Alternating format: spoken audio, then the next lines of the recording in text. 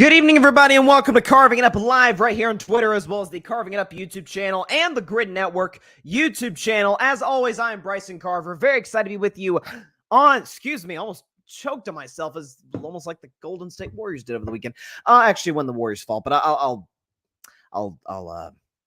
detail that in about 30 minutes or so. Got a loaded show, though. Going to discuss Paul George to start, why his fit with Philadelphia is perfect, and why it puts a ton, and I do mean a ton, of pressure on Joel Embiid to finally get it done in the postseason. That in just a second. Also, we got some news about a couple of hours before the show starts tonight. Klay Thompson signing with the Dallas Mavericks. I will discuss why it's a great fit for Dallas, but more importantly, dare I say, a change in philosophy, which I've been calling for Dallas to do. We saw shades of it, particularly in the second half of the season when they were able to make a run to the finals. That, and again, why the Klay Thompson move signifies something different from the Mavs. Discuss that. Speaking of Klay Thompson, his old team, the Warriors, we actually just got some new information in terms, like literally minutes ago, in terms of the behind-the-scenes friction between Klay Thompson and the Warriors organization. And it doesn't have as much to do with the front office as I initially presumed. That in about 30 minutes as well. A look at why CP3 is going to fit perfectly with the Spurs and be great for Victor Wembanyama. And also, a look at the Kawhi Leonard, Paul George era. I say that in the most emphatic air quotes I can possibly say them in. Again, lately, I want to apologize out front about this. We have been dealing with some serious Wi-Fi issues. I do not know what's been going on. Hopefully, we'll have those resolved and not have a situation like last Wednesday where the Wi-Fi just goes like that at the end of the show. So, should be good to go. Wi-Fi should be stable enough to do an episode of Carving Up Live. So, let's get rolling. But first, the big fish of this offseason, at least the biggest fish that was not guaranteed to come back to his team that he played for last year, because let's be real, LeBron's obviously coming back to the Lakers, was Paul George and the Philadelphia 76ers, or Paul George and the Clippers, better said. So Paul George signed a contract with the Los Angeles Clippers, the max deal, the 4-year max deal with the Philadelphia 76ers, rather, 4-year extension or 4-year contract with Philadelphia. And first of all, it's a perfect fit for him. And the great thing about Paul George, one of the reasons I've been such a fan of him as a player over the years, is I don't think there's any team in the league where he'd be a bad fit for. Or let me rephrase that, a weird fit for. Like LeBron James is arguably the greatest basketball player ever. There's some teams that it just wouldn't really work. LeBron has to play on ball. If you went to an organization that already had a point guard, how would that really work itself out? It wouldn't feel quite right. Paul George is a plug-and-play guy. He's a great shooter. He can score off the dribble consistently and effectively. He's an excellent perimeter defender. Not as good as he used to be, but can still defend at a high level. You keep in mind the fact that despite dealing with injuries over the course of his career, particularly in the last half decade, Paul George played the most games this past season with the Clippers, most games he's played in the NBA in the last half decade. So Paul George showed he was healthy last year, could still be effective on the defensive end, still an all-star caliber player, did average in what was a down season for him, 22 points per game, and what was yet another tumultuous season for the Clippers. More on sort of the Clippers, Kawhi, Paul George era at the end of the show, because I did want to sort of hone in and wrap a bow on what was a 5-year disaster. But to me, the story in this is not Paul George. Because if the Philadelphia 76ers, who I believe to be bare minimum the third best team in the Eastern Conference today, Boston, we saw they brought back Derek White, and about 30 minutes ago signed Jason Tatum to the biggest contract in NBA history. We can touch on that throughout the show as we get more information on that. But in terms of the Eastern Conference, the race for the East, Boston's the I don't want to say the clear front runner, because other teams in the East have gotten better. But Boston's the front runner, followed by a close second and third in no particular order, the Knicks and the Sixers. If the Philadelphia 76ers season goes up in smoke, be it in the second round, because they're truly to goodness not going to get bounced in round 1 again with this group. But if they get bounced in round 2, if they get bounced in the Eastern Conference Finals against Boston, obviously we've got to see how it plays itself out. We got to see if there's any injuries that take shape and affects their overall performance for that series. However, think about this. If we think about Philadelphia and why they might fail, who would we blame? Are we gonna blame Tyrese Maxey? The kid who just averaged 25 a game and is getting better, just got an extension or a contract from the Sixers this offseason. Congrats to him. Has a couple 50 burgers on his resume, is one of the great ascending young players in the NBA. We're gonna blame Maxey after what he did in that series a year ago against the Knicks. We're gonna blame Paul George. Philadelphia's been failing to get to the conference finals before Paul George got there. Speaking of conference finals, Paul George's been in 3 of them. So he has experience at that level. Are we going to blame Nick Nurse? Won a championship in the last 5 years. How's Toronto look without him? Are we going to blame Kelly Oubre? I mean, we start to go down the list. Andre Drummond, Eric Gordon, the couple last 2 guys I mentioned, they added in free agency. No, it's going to fall on Joel Embiid. And I don't think that's remotely debatable. Because the fact of the matter is, anytime LeBron's got knocked out of a playoff series, blame LeBron. Anytime KD gets knocked out of a playoff series, blame KD. Blame Steph. We blame Giannis and Jokic. Even though Jokic, I thought, had a great series against the Timberwolves in the second round. Blew a 20-point lead in Game 7. He's got to be held to some account, right? The main thing with Joel Embiid that I feel like I am in the ultra minority on is the fact that he has about as bad. It's not James Harden bad. That's a whole different level that I'm not sure any superstar in NBA history has ever reached. It's pretty bad. But it's not far off. It's within the same area code as what James Harden has consistently done, or better said, not done in the postseason. When you think about Joel Embiid, what do you think of in the postseason?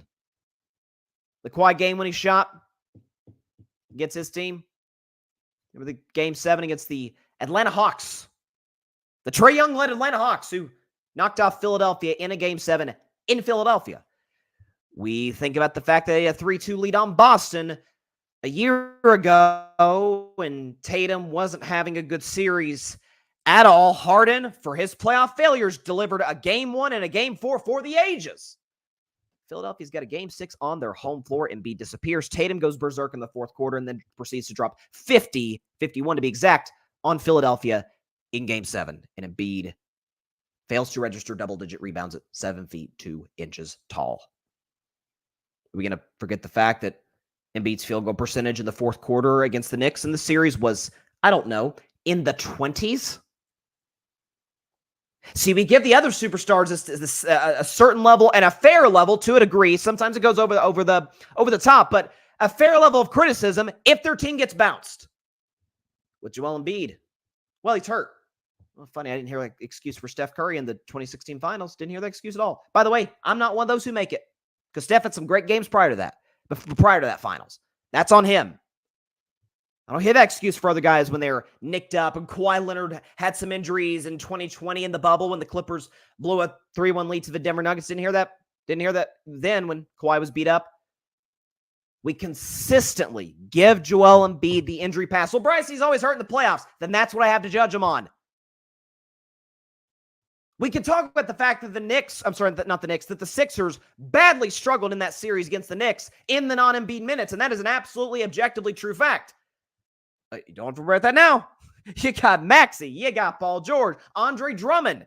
When you're off the floor, here comes Andre Drummond to fill those minutes. And Andre Drummond isn't, Pistons Andre Drummond, who was, getting that team to playoffs for what it's worth, but as good of a backup center as you could have in the NBA. That's a really, really good backup center. Eric Gordon, spot-up shooter. Kelly Oubre is a good player. It's on you, Joel.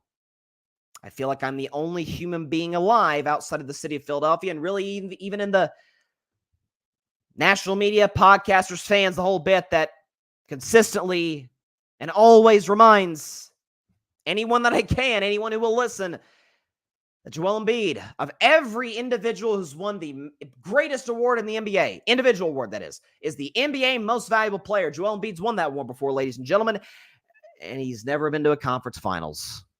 Only MVP who can say that. No excuses now. If Paul George is your third option, a dude who led the average Pacers, let's be real, folks, George Hill, David West, Roy Hibbert, led those Pacers teams to some conference finals, and one year took the Heatles to a Game 7. What was probably the best Miami Heat team ever in 2013. Took that team to a Game 7, if my memory serves me correct. The year the Clippers made their only conference finals in franchise history. Kawhi didn't get him there. Kawhi helped him get to the second round and got a couple W's against the Jazz in games 3 and 4. But Kawhi goes down. Everybody turns. Hey, Paul George, what you going to do? Relax, guys. I'm going to get you out to the first Western Conference Finals your sorry franchise has ever been to. Ladies and gentlemen, boys and girls of the city of Philadelphia, the city of brotherly love, that's your third option. No excuses now. If the injury excuse, again, we haven't given other guys that pass in the past. Embiid, Maxey, Paul George, to me, undoubtedly the best big three in the NBA. I don't hear anything about any other. Denver, no. Lakers, no. Dallas, listen, the Klay edition is good, but no. It's the best big three in basketball. They've got a championship coach. They've got a good bench. They've got a tremendous general manager in Daryl Morey, who is the whole reason Paul George is even there, because he dealt Harden and got, by the way, didn't only get assets, got a bunch of cap space in order to sign Paul George. So it's a great move for Philadelphia. It absolutely makes them better. One can make a case, the biggest threat to Boston win the Eastern Conference. And so, listen, kudos to the 76ers for being able to thread the needle, starting with the Harden trade and gambling on the fact that the Clippers don't sign Paul George to the max extension. They don't. And all of a sudden, a guy who's a multi-time All-Star has led his team to 3 conference finals in his career. Number 3 option. And let's be real, in what was a tumultuous tenure in Clipper land, all the stars that came in and out of that franchise, Paul George is the most reliable one, if we're being honest. Both ends of the floor in terms of availability. He dealt with his injuries. But by and large, when he needed Paul George, he was there. Only conference finals in Clippers history, led by that guy. Great addition for Philadelphia. But the pressure now, it's on Embiid. It is on Embiid. There's no question about it. And I hope we go into next season with that in mind. I'm telling you, folks, I don't know what's going on. The Wi-Fi, I swear, over the last week or two has been really struggling as of late. We'll try and get that corrected ASAP. But Wi-Fi issues that have at times plagued the show. Looks to be dealing with some issues now. But we will do what we can with what we have in terms of being able to address it. I'm trying to get these couple of graphics on here because they are very, very important in terms of this next segment I want to do. And for some odd reason, I can't find them. At any rate, let's move on to Klay Thompson.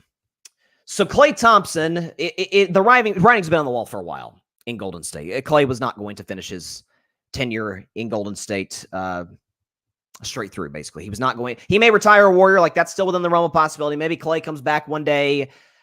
I would imagine, at least I would hope at least, that Klay, the last contract he ever signs is as a Golden State Warrior. That'd be great. As a Warriors fan, that would be phenomenal, and I will always love Klay for his contributions to the Warriors over the course of an outstanding 13-year run with Dub Nation. But the writing's been on the wall for a while, and we actually just got a report that came in a few minutes before we started the show tonight. Okay, because I want you guys to listen to this because it is interesting. This is according to Jason Dumas. I hope I'm saying his name correctly. Quote, and this is from 95.7, which is the local sports radio station in the Bay Area. Here's what he said. Jason Dumas. Klay has been equally as exhausting behind the scenes as Draymond Green. Listen to this, ladies and gentlemen. It's not as loud. It's not loud because it's not you stomping on someone's chest. If he's slamming out stuff on the bench and sulking and doing that on the court, how do you think it is in practice? How do you think it is in the locker room? It has been uncomfortable. It has. It just doesn't come out as loudly as Draymond Green. Okay, interesting. So, according to this guy who has ties to the Warriors, who are not ties to the Warriors, is covers the Golden State Warriors extensively, does a great job in the Bay Area. Klay has been a little bit of an issue behind the scenes. Now, I will say this in Klay Thompson's defense. I don't necessarily blame him from a human nature standpoint. What I mean by that is this, that when you go from being one of the faces of one of the greatest dynasties to ever exist in the history of the NBA, then you have literally the 2 worst injuries a basketball player can suffer back to back. ACL, Achilles. ACL in June of 2019, Achilles in November of 2020. back-to-back, you go, if I'm getting this right, 941 days in between playing basketball games. That's gonna wear on you mentally. It just is. And especially when you know you're never going to be the same player you were in years past. So from that perspective, I get it from Klay. From another perspective, as it pertains to him signing with the Dallas Mavericks, because again, the writing's been on the wall. I predicted 2 months ago when the Warriors season ended against the Sacramento Kings, the playing game, Klay was going to leave. I thought the Warriors would try to keep him. A recent report came out, again, about an hour ago saying that the Warriors, and this does not shock me because I think I was the first one on this, that had Klay come back, he would have been coming off the bench behind Brandon Podziemski, which I think would have been a great fit for the Warriors. But for Klay, I think in his head, and it's understandable why an individual would feel this way given who Klay is and what he's accomplished, I think because Klay was never able to shake the I'm trying so hard, and I can never get back to being the player that I once was. I need to change scenery and accept who I am now with a different squad. I totally get that. As far as him signing with that new squad, which happens to be the Dallas Mavericks, it reportedly came down to the Lakers, the Mavs. That didn't surprise me. My guess was it'd be Dallas. I gave the Lakers about a 25% chance to get him. Reportedly, the Lakers went all out on trying to get him. That there was a sign and trade. The Warriors are reportedly working on a sign and trade deal to get some assets in return for Klay Thompson's services. Reportedly, the Lakers wanted to give up D'Angelo Russell as said asset for Klay Thompson. The salaries kind of matched. Like it worked from the Lakers' standpoint. The Warriors were like, no, we're good. We already tried the D'Angelo Russell thing. To the Warriors' credit, it got them Andrew Wiggins and Jonathan Kuminga, and in return a championship. But they felt like they could get, I feel like, from what I'm reading the tea leaves on, the Warriors feel like they can get more assets from the Dallas Mavericks in a sign and trade than they can get from the Lakers. So the Lakers made their run. 4 years, $80 million was the reported offer to Klay Thompson. He decided to go 3 for $50, no state tax. Still a lot of money. And by the way, of the Mavs, Lakers, and Warriors, the Mavs have the best chance to win next year's championship. They have one of the 3 best players in the world. Kyrie did wonders for his image and stayed healthy, dominated on the basketball floor up until the finals. And they got an excellent coaching kid, an ascending young cast. Dallas is going places. Here's what I think is really interesting. So again, to me, a lot of these free agent signings that we've seen are sort of a look into the star player or the superstar player, the face of the franchise. Just like I talked about with Philadelphia. Like the addition of Paul George is great. What it's telling you is, Embiid, hey, no excuses now, my man. You got 2 All-Stars playing next to you. You got a good supporting cast and championship coach. In Dallas, it's a little different because Luka's not only been to 2 conference finals, he was an NBA Finals runner-up. So he almost was 3 wins away from a championship. I think, and I have been beating this table constantly, and it drove me nuts in the finals, particularly as a guy who picked the Mavs to win that finals. I've been like, okay, Luka's a great player. Nobody's going to deny that. But can we see a little bit more of a team-oriented style of basketball or a Luka not being as ball dominant as we've grown accustomed to him being?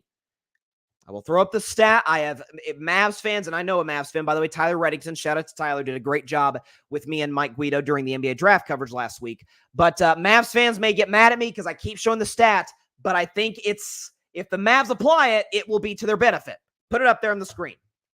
When Luka Doncic's usage rate this past season is 30% or below, he averages about 26, 10, and 8, 46% for the field, 39% from 3. So from an efficiency standpoint, he's a little better than his usual numbers. From a points, rebounds, assists, it's slightly down, particularly in terms of points, but 26, 9, and 8 is still pretty darn good. But look at that. A little under Luka right there. The Mavs, Luka's usage rate 30% or below, 118 team points per game, 108 team points per game allowed. Most importantly, a 10-0 record. What does this have to do with Klay Thompson? I'll tell you exactly what it has to do with Klay Thompson. What do we know about Klay Thompson? What does Klay Thompson do best? Catch and shoot. He's probably maybe the greatest catch and shoot guy maybe in the history of the NBA. Ray Allen's up there. Steph obviously has a case. Reggie Miller, Kyle Korver. Klay's up there. One of the greatest ever as it pertains to catching and shooting the basketball. Klay's never been great off the dribble, especially post-injuries. Like Klay can, occasionally, he likes to go to his right hand and then kind of stomp on a dime and shoot a mid-range. That's about it. He can take you to the basket occasionally, not as much as he did back when he was in his prime, and he wasn't even great putting the ball on the floor in his prime. He's better as a catch-and-shoot guy. Well, you can't do that if Luka's constantly dominating the basketball over and over and over. Klay was a good player, obviously a great shooter, but a good player with Mark Jackson. He ascended into a multi-time All-Star, and the focal point of a dynasty was Steve Kerr, because as great of a coach as Mark Jackson was, and as great of a job as he did in laying the foundations in Golden State, at the end, he became a little too Steph Curry reliant to the detriment of others. Steve Kerr was the exact opposite. He says, everybody's going to touch the basketball. We're going to move it. We're going to cut. Everybody's going to get in touch. It's like, who takes the last shot? Whoever's open. That's Steve Kerr. It's a little San Antonio Spurs-esque. And so Klay Thompson ascended the way he did. The Mavs cannot get the best out of Klay Thompson unless they change their offensive philosophy, which tells me, because they just added a guard from the New Orleans Pelicans yesterday as well, who's a good shooter. So they're adding shooters. They're giving Luka help. It's a little bit like a lot of the well-run teams LeBron has been with. It's kind of like how they put teams around him. Surround him with shooters, guys who can catch and shoot off the ball. Obviously, Klay Thompson is not the defender that he used to be. But from a fit standpoint, this tells me that Dallas, because they're a smartly run franchise, Nico Harrison does a great job. Mark Cuban still is a voice, not quite what he used to. Now that he's given up some majority ownership. But Jason Kidd's a good coach. Luka Doncic, Luka, to his credit, and I did call this out at the end of the finals. He said, I got to be in better shape. And I got to play better defense, basically. And kind of taking accountability for his shortcomings in that series. And he wasn't bad, but he wasn't Luka. Or maybe he could have been if the Celtics hadn't been constructed in such a way as to expose his flaws. If you have Klay Thompson, a catch-and-shoot guy, you have that guard they just got from New Orleans yesterday, catch-and-shoot guy. We know Kyrie can play off the ball very well. It plays in Luka's hands if Luka adjusts. And if he does, no reason the Dallas Mavericks can't win the Western Conference again. I mean, obviously, you're going to have Oklahoma City, who's going to be better. Minnesota, Anthony Edwards, you can't ignore him. The Lakers will be a player, but I don't believe in them as a title contender because I don't really like their roster that much. Golden State needs another piece. They may get another piece more on the Warriors in about 5 minutes. But there's plenty of contenders out west. Who am I missing? Denver, obviously, although Denver just lost Kentavious Caldwell-Pope. They're kind of losing pieces slowly but surely. I think we're at the stage in the game where Klay is obviously not near the player he used to be. That goes without saying. The stats bear that out. I was trying to pull up a graphic, wasn't able to get it on here, but where Klay Thompson is prior to the ACL injury and basically prior to the end of his prime, Klay averaged about 26 a game in elimination games. Game 6 Klay was born in Oklahoma City in 2016. Since the injury, in elimination games, Klay Thompson averages 8. Now, I imagine that number will go up in Dallas. I think the structure, the Mavs as currently constructed, are able to provide Klay Thompson a better role because he'll be in a lesser role than he is in Golden State. That's not a bad thing, by the way, because Klay is still a very effective player. I mean, what was the worst season of his career? He still averaged about 17 points per game on 37% from 3. That's still a good player, an effective player. I think Dallas is best constructed of the Lakers and Mavs. I think Dallas is better constructed to suit Klay's needs, particularly, and I would say exclusively, if Luka and the Mavs adjust their offensive identity and philosophy, which I think in signing Klay Thompson shows they will. If they do, hey, look out. Here comes Luka. The Mavs will be a very real player in the Western Conference, no question. Again, the Wi-Fi is just giving us issues today. I'm not real sure what's going on. If we go out, I apologize in advance so we can get it taken care of. Patrick's in the comments. He says those 2 injuries zapped Klay's prime. They did, and Klay's 34 now, so he was 29 when the ACL injury happened in Game 6 of the finals. By the way, and I am probably in the minority of this, but I believe it to my core. People say, oh, if the Warriors had been fully healthy with Steph, Klay, Draymond, Kevin Durant, they'd have beaten Toronto. Duh. It's the greatest starting 5 ever assembled. I'm of the mindset, and the series probably goes 7, But if Klay Thompson never gets injured at all, key word, at all, key phrase, at all, in that 2019 finals, the Warriors win. Because people forget this. Klay missed game 3 of that series. If they have, remember, that was the game where Steph scored like 43. It was like his playoff career high before the, I think, no, 47. I'm sorry. It was Steph scored 47 in that playoff game. Is the career high of, is probably his greatest individual carrying a team finals game prior to the 2022 finals against Boston. But Klay missed game 3. And then obviously in the midst of one of the greatest games of his career, a classic game 6 Klay performance, ACL goes on a, just an awkward landing after a foul by Danny Green in the third quarter. By the way, in the third quarter, where after he hit the free throws, after he tore his ACL, Klay had 30. Third quarter wasn't over. Klay Thompson had 30 points. So there you go. Here's what we're going to do, because the Wi-Fi is just not there. I'm going to back out. So there's probably going to be about a 10, 15-second delay. I'm going to back out here for a second and see if we can connect to a different Wi-Fi server, because this one is just not there. So 10, 15 seconds. We'll be right back in just a second.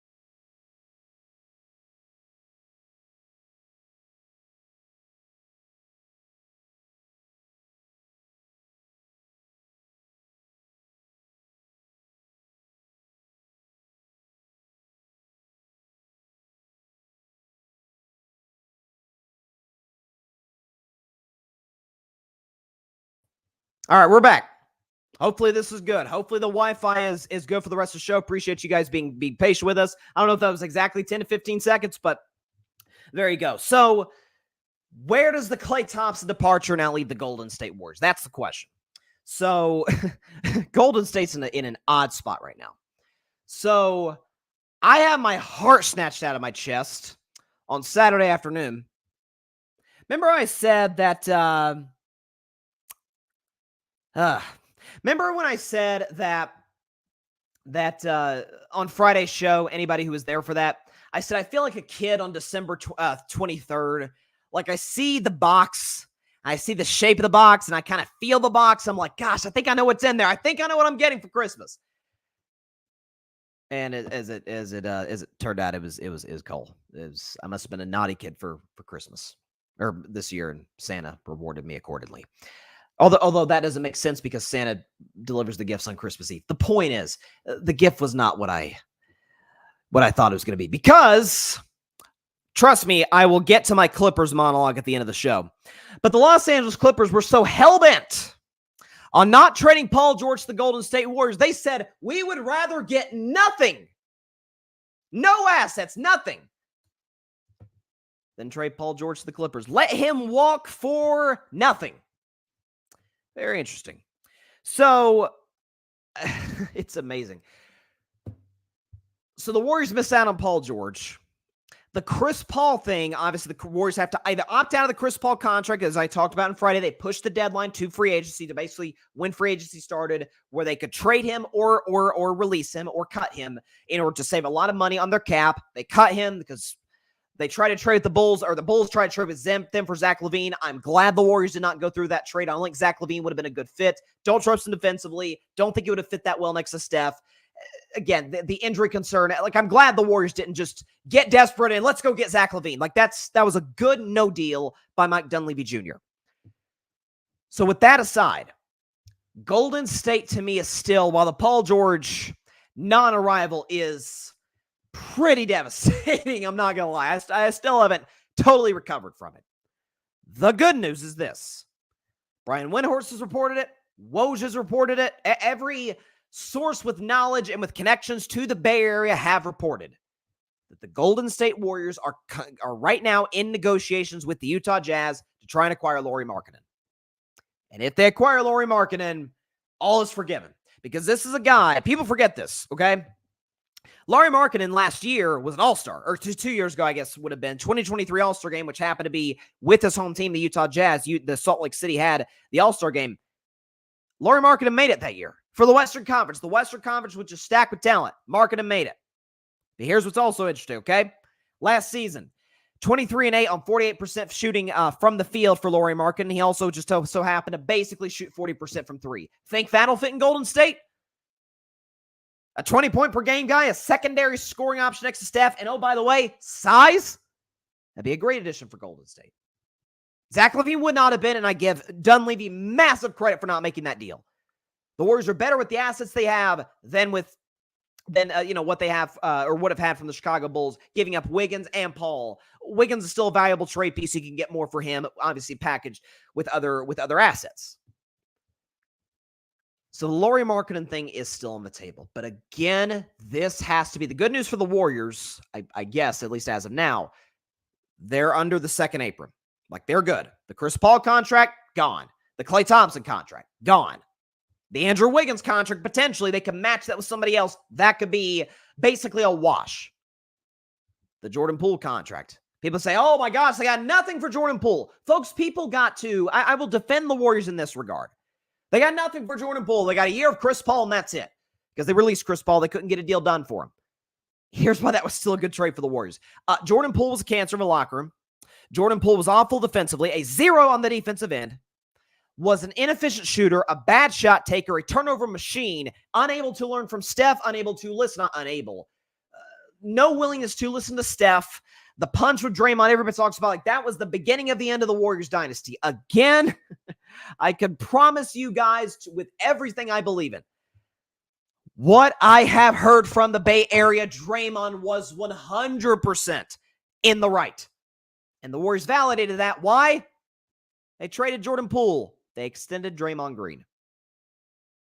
Because Draymond's infinitely more valuable to the Warriors than Jordan Poole ever thought about being. So, and again, you're like, well, why do you still get anything for him? Because it's one of the worst contracts in the NBA. And by the way, why do you think the Warriors were, I said this in air quotes, only able to get a 1-year rental of Chris Paul? Because nobody wanted Jordan Poole. His market was non-existent. So in that regard, it was a good move by Golden State. It wasn't like, you'd like to get more for him, but it still was not a bad move for the Golden State Warriors to make. It was a bad move in paying Jordan Poole. That was where they messed up, because they could have gotten more from him if he was on the cheap, but that's beside the point. To me, and I have said this for a week, I've said this for a couple months actually, since, as I said, this iteration of the Warriors dynasty came to an end. Steph Curry's still one of the 5 best players in basketball. I still believe that. He's a 26-point-per-game guy. And what was a down season, Steph Curry averaged 26, led the league by a mile in three-pointers made, and won Clutch Player of the Year. Pretty good. And it was third-team All-NBA, just as a little sidebar. This guy has influenced and changed your organization in a way that very few athletes have. I mean, it's like what Brady did for the Patriots, MJ did for the Bulls, LeBron did with the Cavs. What's some other examples? I mean, the Colts have been pseudo-successful without Peyton. Again, the Warriors won a title in 75 in what was the NBA's greatest era of parity, and also the least popular the NBA ever was. But the Warriors prior to Steph were looked at as one of the laughingstocks. Folks, they were looked at like the Clippers. Like the Clippers. They had controversy, bad draft picks. They had that one Run TMC era. That was about it. They had the We Believe thing. That fizzled out after they lost in the second round to the Jazz. That was about it. Steph arrives. He turns an organization and a business that was worth $370 million 15 years ago into an $8 billion organization. That's what Steph Curry did. Steph Curry's made a lot of people rich in the Bay Area. And so Joe Lacob. And so I almost said Bob Myers again. I'm so used to saying that over the years. And so Mike Dunleavy Jr. and Steve Kerr and whatever input he may have an obligation and a responsibility to do right by Steph, in the sense that Steph has probably 2 to 3 years left, because I think the way he plays the game, he can still have a few great years, like top-end years left. I think Steph's going to age like Tom Brady did in the NBA because of how he plays the game. It's not a physically or athletically reliant on brand of basketball. Because of what Steph's done for Golden State, they owe it to him to give Steph a fighter's chance. You don't have to get him the 2017 Warriors, because for the record, at least under this new CBA, that'll never be done again. Like, that's why I hate the CBA. But the point of that all is you don't have to get that. Get him a consistent 20-point per game scoring option, because every other superstar in the NBA has got it. Jokic's got Jamal Murray. Giannis has got Dame. Luka's got Kyrie. LeBron's got AD. I mean, we can keep going down the list. Joel Embiid is 2 guys now, Maxey and Paul George. Jason Tatum is Jaylen Brown. And keep going down the list of guys, super duper stars in the NBA, top 10 guys. I mean, Ant Edwards, for as inconsistent as his co-star is, Cat's better than anybody the Warriors have outside of Steph from a scoring perspective. And so, again, I'm following the news right now. We haven't gotten anything substantial, or really anything at all, from Golden State, from Woj, from Chris Haynes, from Shams, anybody as it pertains to any updates on the deal-making process between the Warriors and the Jazz, or even between the Warriors and the Mavericks because of the sign-and trade with Klay. But the bottom line and the objective of this offseason still remains, and has to, for Golden State. It's about number 30. Because none of us, well, Joe Lacob is because he's the owner, but Steve Kerr's not an employed coach with the Warriors without Steph Curry. The same can be said about Mike Dunleavy Jr. He's not an employed GM with the Golden State Warriors without Steph Curry. Steve Kerr does not have, in addition to his 5 rings as a player, 4 rings as a coach. He does not have those without Steph Curry. Now, I know Steve Kerr's not like in the front office in terms of decision-making, but that's an obligation of the organization that they owe to Steph. So I think what the Cavs did with LeBron was darn near criminal in moving Kyrie Irving for 5'9" Isaiah Thomas and old D Wade and old Derrick Rose and Jay Crowder. I don't know if those were all included the same deal. I know D Rose joined that Cavs team, wasn't there very long.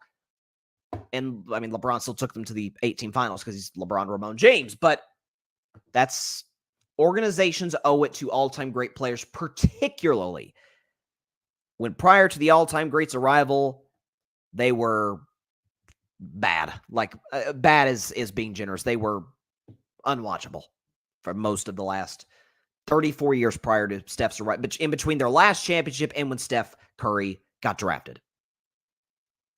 So the options are still there for the Warriors. Lauri Markkanen is still available from the Utah Jazz. Every report says that the Jazz are going to move him. A report said that the Spurs are interested in Markkanen. Now, the fact I saw the Spurs, who did they sign? They signed a big today. Valanciunas signed with the Wizards. If I could pull up, because the Spurs signed a big today that made me think that they might be out of the sweepstakes for Markkanen. Who did they add? Was it Hartenstein? No, the Hartenstein went to OKC. I don't know. They signed. I could have sworn they signed a big today that made me think, okay, they're kind of out of the mix for Lauri Markkanen. But the Warriors owed Steph. There's no two ways around it. The Warriors owed Steph. And the last thing that I will say, and this is going to sound harsh, but it is true, is that there's a lot of nostalgic Warriors fans that are sympathetic to Klay in what he did for the franchise, as they should be. As they should be. The Golden State Warriors do not become quite the level of dynasty. Steph Curry doesn't become one half of the greatest backcourt that's ever been a duo in the history of the NBA without, obviously, Klay Thompson. Him departing the Warriors isn't as disastrous. Let me add to that. Isn't even close to as disastrous as many are making out to be. I want to say that one more time for the people in the back.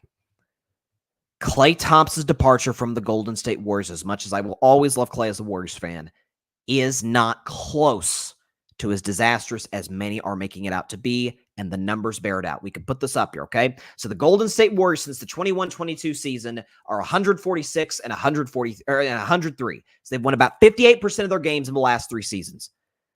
When Klay Thompson, Steph Curry, and Draymond Green play together in that 3-year stretch, they have a record of 56-42. That's 57% of their games. That's slightly under the average games that the Warriors have won in the last 3 years. So on average, in totality, the Warriors win about 58%. With Steph, Klay, and Draymond playing together, they win 57%. Here's the kicker. When Klay Thompson does not play, and Steph and Draymond do, this is why I've said, we know Steph's the head of the snake. Draymond has always been, even over Klay, the second most valuable piece to the Warriors dynasty. With Steph and Draymond play the last 3 years, Klay does not. Holy moly. 35-8. They win 81% of their games, ladies and gentlemen. That's the impact that Steph and Draymond still have with this team without Klay Thompson. And you got to factor in some of those games. Jordan Poole was Steph's two guard. Like, it wasn't like you were replacing Klay with another all-star caliber player. It's not the reality of where the Warriors were at. So again, as much as I will miss Klay and his presence in the Bay Area, what I'm really going to miss is those IG lives, the boating videos in Golden State when he's sailing to the game, sailing to the Chase Center, sailing to practice or from practice. That I'm very much going to miss, as well as Klay's overall presence in the Bay Area and within Dub Nation, Game 6 Klay, all that. But it is not fatal to the Warriors, because I don't think Klay staying or leaving would have been the difference in a title contending team. I just don't. I have a couple of years of evidence, even to a degree, the championship winning year, evidence from then. And by the way, again, I want to emphasize this. It's not Klay's fault. It's not Klay's fault. It's not. It's the two. He suffered the two worst injuries you could suffer back-to-back, almost went 1,000 days without playing a professional basketball game. It's not his fault. But it is the reality of where the Warriors are at. And again, some are calling this a hit piece on Klay, what Jason Dumas reported. What I am saying is this, that people are like, oh, well, they jumped to extend Draymond despite his issues, but didn't extend Klay because Draymond's more valuable than Klay.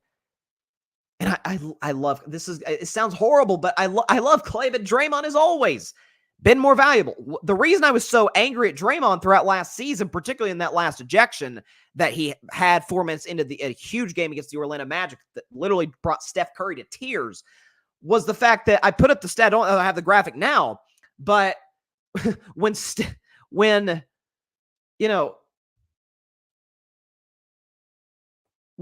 Green played, didn't get ejected, the Warriors were had the winning percentage of the 5 seed in the Western Conference.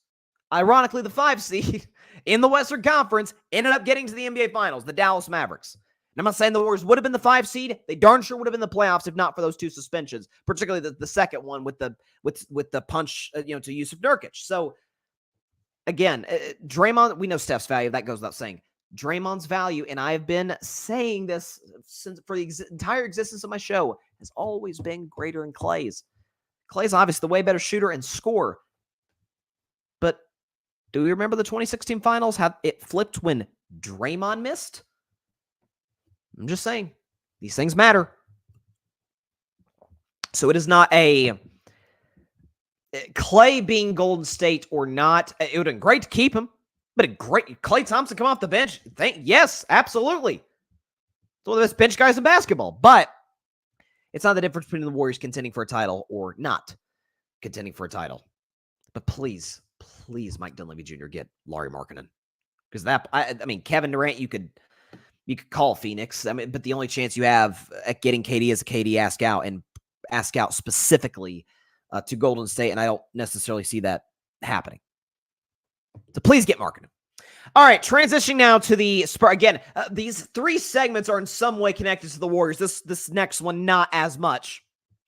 But the Warriors have kind of been the focal point of free agency, them and the Sixers. And the Mavs now that they've added Klay. Excuse me. But the San Antonio Spurs, I thought, made a great addition in adding Chris Paul to the roster. Now, again, people rip Chris Paul. Oh, he's got no rings. I can show you a long list of guys who don't have them as well. AI doesn't have a ring. Chuck didn't have a ring. As Shaq likes to remind us. Patrick Ewing doesn't have a ring. Reggie Miller. A lot of greats of the 90s because NJ don't have rings. That's doesn't mean you're not a great player. Like this, the ring culture is a bit toxic for my taste. But Chris Paul's going to team up with, I think, a man that we all, not all of us, but the majority of basketball fans, myself being one of them, acknowledge is one of the greatest talents who's ever walked on an NBA floor. And his name is, of course, Victor Wembanyama. He comes from France. He won it Rookie of the Year a year ago. Averaged was a 21-point double-double, led the league in blocks. Pretty good for basically a kid walking into the NBA. And now he gets one of the greatest point guards who ever lived. Now, certainly not prime Chris Paul, nowhere near that, but his assist-to-turnover ratio is still low, or better put, excellent. And the thing about Chris Paul that I don't think he gets enough credit on, and I'll go and show the the graphic here as it pertains to how much better he makes an organization. And it's across the board. We could show you right here. So this is not the records, because there's some lockout seasons in there. There's some COVID seasons in there, some weird stuff. So we just went on winning percentage. Every team prior to adding Chris Paul, the year before adding Chris Paul, this is their records in terms of teams he's played for. The Hornets, at the time, the New Orleans Hornets won 22% of their games before adding CP3. The Clippers won 39% of their games before adding CP3. The Rockets won 67%. That's excellent, but you'll see they got much better. The Suns won about 46% of their games. The Warriors won 53%, and the Spurs won 26%. Look how that shoots up in every single regard. The Spurs, you see the 3 question marks because we don't know. The Hornets went from winning 22% of their games to winning 46% of their basketball games. The Los Angeles Clippers went from winning 39% of their games prior to adding Chris Paul to 60% of their games. The Rockets went from a already impressive 67% of their games won the year prior. They add Chris Paul. They go from 67% to 79%. The Phoenix Suns go from winning 46% of their games the year prior to adding Chris Paul. When they add Chris Paul, they win 70% and go to the NBA Finals. And the Warriors, while they didn't make the playoffs, for what it's worth, they won 53% of their games prior to adding Chris Paul, won 56% once he joined ship. And I'm going to go out on a limb here. What the Spurs win 22 games this season? I'm going to go out on a limb and say they win more than that this year. And I'm not saying Chris Paul is going to be the difference between that number of wins and the playoffs, but could the Spurs challenge? Could they get in the play-in tournament and make it difficult on one of those teams, kind of hoping like a Phoenix Suns, for example, like just fighting to get into the Sacramento Kings? I mean, Sacramento got an answer for Wemby, a year 2 Wemby? You kidding me? So, and also the one thing that I don't think anybody's talking about enough with the Chris Paul acquisition, like, oh, Wemby. Yeah, he's going to help Wemby. Ladies and gentlemen, boys and girls, DeAndre Jordan was made a viable NBA player with Chris Paul. Don't believe me? What's DeAndre Jordan done since Lob City? What's he done? It fizzled out in LA, fizzled out in Brooklyn. He was with Dallas for 2 minutes. I think before that, he's Jokic's third string, I guess, in Denver. Is more there for veteran leadership than anything. I think he was with some teams in between. I think he was with the Sixers for a little bit and was a disaster there. DeAndre Jordan 1 year was first team All-NBA with Chris Paul. DeAndre Jordan. This guy is not Shaq. Let's put Shaq to the side. It's not Embiid. It's not Jokic. It's not Giannis. It's not one of the better bigs in today's NBA. DeAndre Jordan was first team All-NBA 1 year with Chris Paul as his teammate. That's what he does. Where he goes, they improve. But it's not just the Victor Wembanyama thing, because everybody's talking about that, and it's going to be a beautiful, sort of relationship, basketball relationship between those two, because Chris Paul is going to put Victor Wembanyama in positions to get great looks, to score even easier or more effortlessly than he already does. Who did the San Antonio Spurs select with their first-round draft selection? Stephon Castle out of UConn. This is a kid who isn't a great shooter, but is a classic college-style point guard. My guy Mike Guido, shout out to Mike, did a fantastic job during our draft shows last week on the Grid Network. Had Stephon Castle mocked in his mock draft, had him going number 2 overall. Obviously, he goes to number 4 at the San Antonio Spurs. And now this kid with this kid who's good character, all this, was coached hard at UConn. We understand Dan Hurley runs a very tight ship there. Practices are hard. It's hard in UConn. College basketball is one thing. UConn's a different animal as it pertains to how hard the players are coached. So Popovich won't be that big of an adjustment for Stephon Castle. He gets to go to Pop, a coaching style he's already used to, and Chris Paul is his mentor. Again, nothing against any of the guys the Spurs had prior, but this is Chris Paul. This is not prime Chris Paul. This is not all-star Chris Paul, but still a very impactful player. Again, he played the fewest minutes of his career a season ago, and still had plenty of games last season for my Warriors with double-digit assists.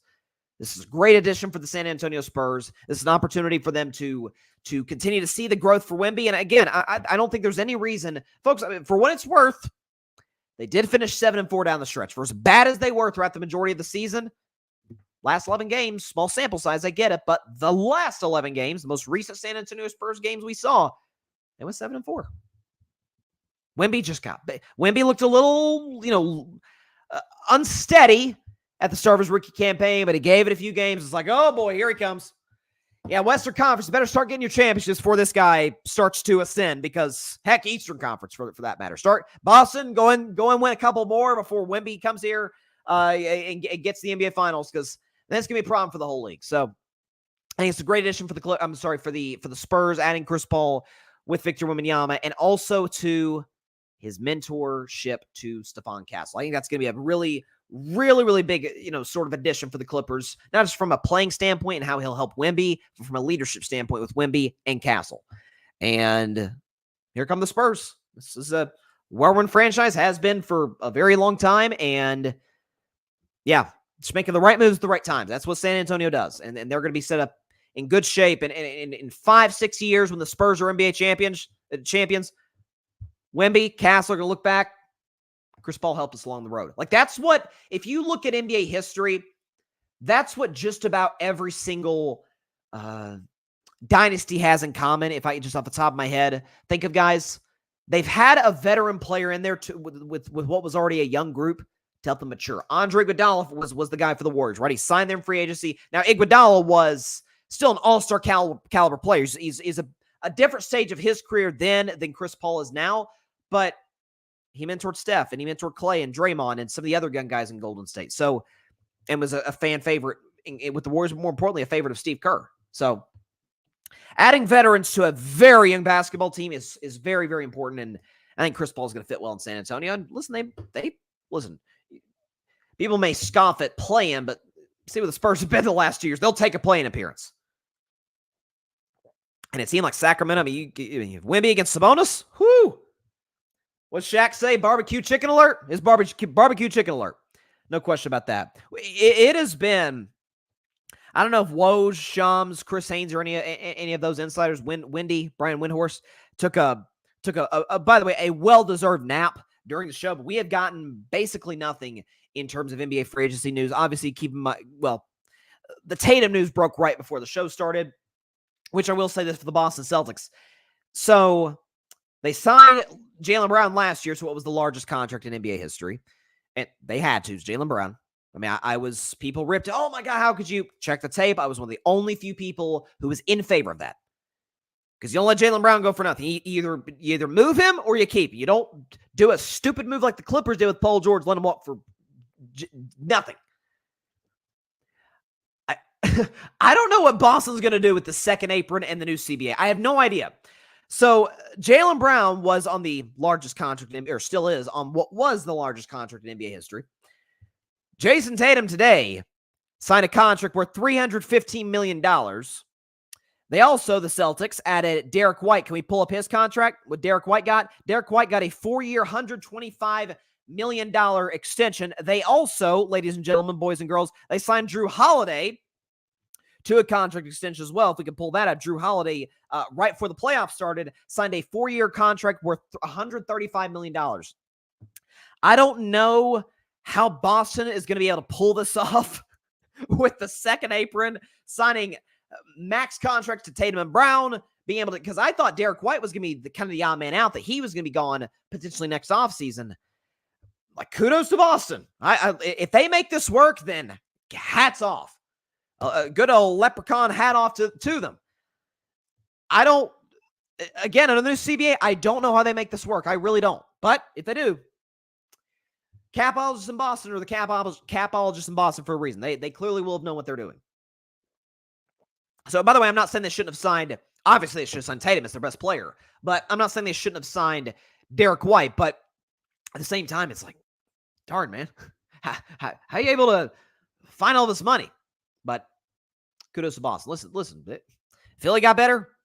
Knicks got better.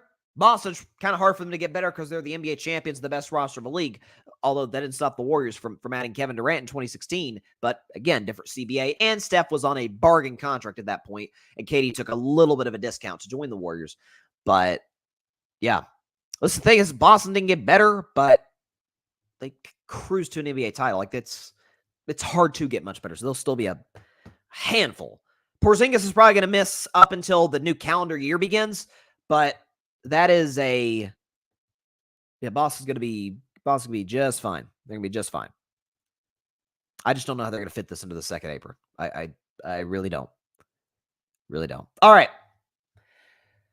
So let's take a moment here. So the very first show I did in the history of carving it up, I don't want to say it was not one of my worst predictions ever because they did get to the playoffs and get to the second round, but I was confident that the Los Angeles Clippers were going to be the 2020 NBA champions. That was basically one of the very first predictions I ever made on my show back in 2019. It was the day before that NBA season began. As we know, the Clippers were really good, bordering on elite, but there were chemistry issues, load management stuff, and then culminating, of course, in the biggest choke job in the history of a 7-game series, blowing a 3-1 lead to the Denver Nuggets in a series in which they led at games 5, 6, and 7, all at one point in those games by double digits. So because I'm seeing Bleacher Report posts, I'm seeing stuff on social media. Oh, with Paul George now in the Sixers, the Kawhi Leonard, Paul George era, it's shut. The door, the door's closed. The book is closed. It's over. It feels gross saying this. Era has come to an end. If I may be so bold, what era? What era are we talking about? Because the fact of the matter is, I put this on Twitter. I basically just copy and pasted it into a graphic. So I kind of did my own homework for myself yesterday. Let's put this up, okay? And there's that, first of all, on the left side of the screen, those that are watching on YouTube and Twitter, there's that awful new Clippers logo. I don't know what that is. Looks like I don't know, is that supposed to be a basketball? It looks like an insect right there for the new Clippers logo. Point is, here's the Kawhi Paul George era. 2020, they lost in the second round, and they blew a 3-1 lead to the Nuggets in a series in which they led a game 5 by double digits, game 6 by double digits, and game 7, guessed it, by double digits, and proceeded after that series to fire their coach, Doc Rivers. 2021 was the most successful year, but it still had some tumult. Kawhi Leonard was great throughout that playoffs, got hurt in the middle of the Utah Jazz series of the second round. Paul George, new 76er, should have been Warrior, was able to step up to the plate, play big-time basketball for the Clippers, was excellent in that Game 5 win against Utah, helped them in Game 6, got them to the very first Western Conference Finals in Clippers franchise history. And they went right back to being the Clippers. 2022, they missed the playoffs. Kawhi and Paul George ended the season hurt. 2023, they lost in the first round. Kawhi and Paul George ended the season hurt. And then this year, they lost again in the first round. And Kawhi, for the fourth year in a row, ended the season injured.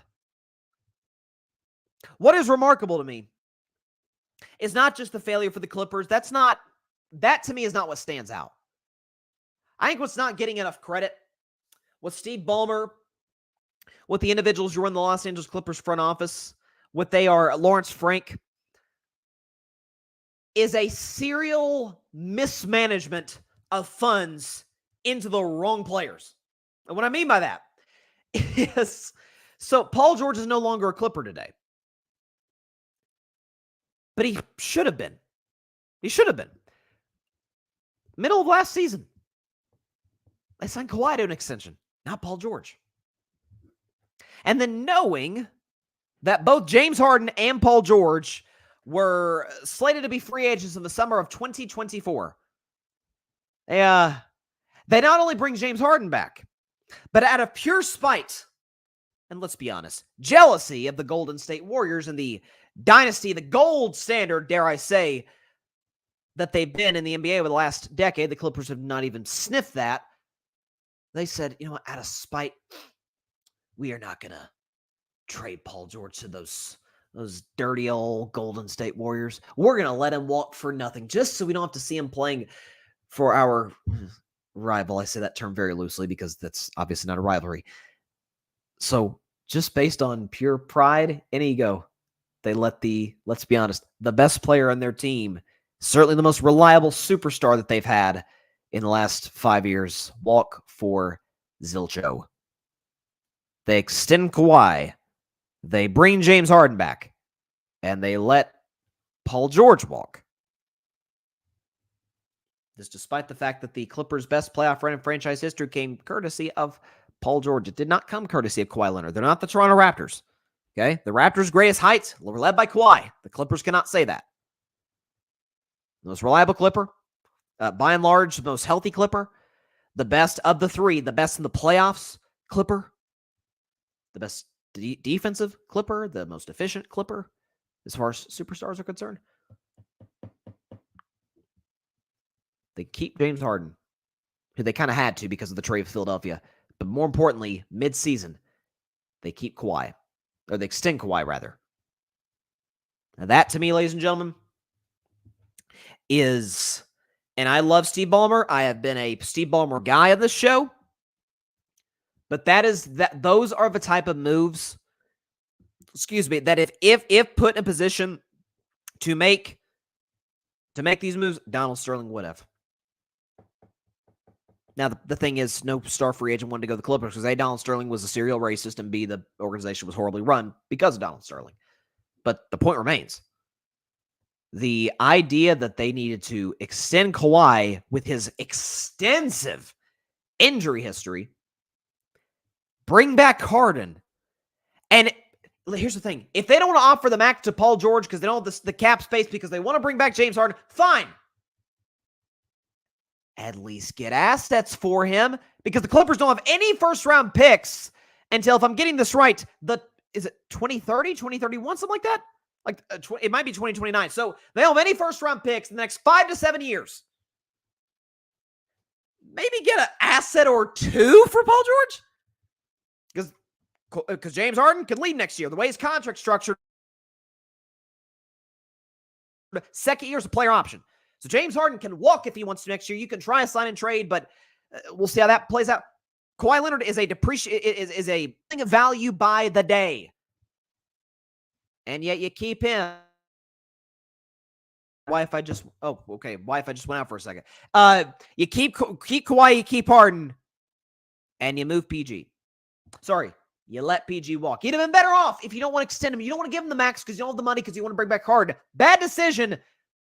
But at least get something for Paul George.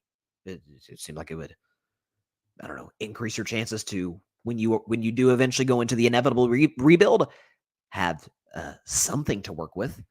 A first-round pick from the Warriors, Andrew Wiggins, Moses Moody, who's a nice young player. No, they get nothing. They get nothing. And watch Paul George flourish in Philadelphia. I'm crossing my fingers as a Warriors fan. Watch the Warriors turn those assets into a really good co-star in Lauri Markkanen. All-star caliber guy. Just saying. This is I think the Clippers, here's the thing, though, because the late great Jerry West obviously passed away not that long ago. This is the type of move he would not have made. He would have kept Paul George. And I'll tell you what, man. This is... Clippers are going to be the Clippers. And again, when you have a low self-esteem and a desperation to catch up to the people that are almost infinitely ahead of you, the Lakers, the Warriors, the teams, obviously in your state. Heck, these days the Kings are better run than the Clippers are these days, as we sit here today. Because you're so desperate to catch up to them, you make moves like this. And out of pure pride, can't see him play for the Warriors. Okay, well, knock yourself out and be fighting for a play-in spot next year. Good luck. Because I know Kawhi is going to be unavailable often, and I know James Harden, when it comes to big game performance, is going to be unreliable always. It is like, I don't think the Clippers are getting... we've clowned the Clippers over the years, especially in the last 5 years, for some of the playoff exits of obviously the 3-1 blown lead to the Denver Nuggets, but this is idiotic decision-making when it comes to constructing basketball personnel. It's bad. It's really bad. So there you go. No news breaks during the show. I really thought potentially, I was hoping for some Lauri Markkanen news live on the show. Maybe we get that tonight. That would be awesome. But we have, the most recent thing to come through was Garrett Temple, who agreed to a 1-year deal to return to the Toronto Raptors. That's, Colin Gillespie signed a 2-way deal with the Suns. That's basically what we've got. So, yeah, no major free agent news during Carving Up Live today. I imagine we'll have even more free agent stuff to talk about on Wednesday's show. So very excited about that. So with that, that is all the time we have for today's show. Appreciate everybody stopping by as always. Be sure to catch Carving Up Live on Wednesday at 6 p.m. Eastern, 3 p.m. Pacific time right here on Twitter, as well as the Carving It Up YouTube channel and the Grid Network YouTube channel. Of course, be sure to like, share, comment, and please take 2 seconds out of your day. Hit that big red subscribe button down there. It helps the channel grow exponentially. We are on the road. We have just passed 1,000 subscribers recently. Thank you to everybody who helped us get to that mark. We're trying to get to now. The next goal is 5K, not 2K, 5K subscribers. So we're on the road doing that today. So if you have not subscribed, hey, just take a couple seconds out of your day. The subscribe button down there. If you're on YouTube, hit that button and boom, you're part of the Carving It Up family. And if you have subscribed, we appreciate it. We appreciate your love, support. It means everything to me and everybody involved with the show. Please tell your friends about Carving Up Live. Please tell your family about Carving It Up Live. Your brother, your sister, your mama, your daddy, your grandparents. Lord willing, they're still with us. Your best friends in the whole world. Even tell it to the grumpy guy across the street. Tell everybody about Carving Up Live. Just do not, or at least be cautious in telling your sleeping cat. They may not want to hear it from you. I'm just letting you know in advance. I know from experience. Just be careful with that. Just as importantly, be sure to go subscribe to the Grid Network. That's GRYD, the Grid Podcast Network, right here on YouTube, as well as any and everywhere you get your favorite podcast, be it Apple Podcasts, Spotify, iHeartRadio, any and everywhere you get your favorite podcast. I'm going to have to get used to saying that because I don't think Google Podcasts is in existence anymore. Is there like a YouTube podcast? I'm going to have to look into that so I can incorporate a new slogan at the end of that Grid Network advertisement. Please go subscribe to the Grid on YouTube. Be sure to check out all of our audio content anywhere you get your podcast. Like I said, be sure to check out our website on the Grid Network, which the link is in the Instagram bio. So definitely be sure to check that out.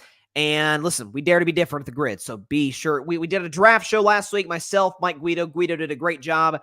Dylan Lima joined us. Barry Grant Jr. joined just to troll me about the Lakers taking my guy Dalton Kennett out of Tennessee. That was brutal for me.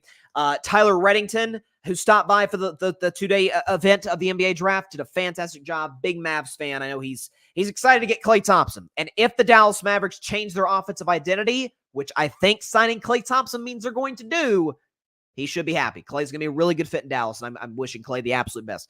I just don't want him to get a 5th ring. I cannot have Klay Thompson getting more rings than Steph Curry and Draymond Green. It's that'd be like if Scottie Pippen got a 7th ring with Portland.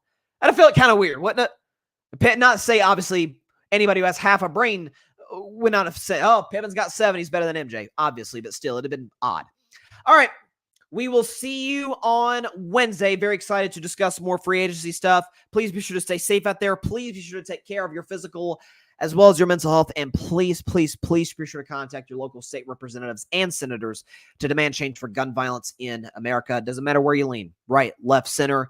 This is an issue that impacts every single one of us as American citizens each and every day. And no matter what anybody on either side of the aisle tries to tell you, oh, it's not a problem. Oh, there's only one solution to the problem. Both are BS. Both are not true.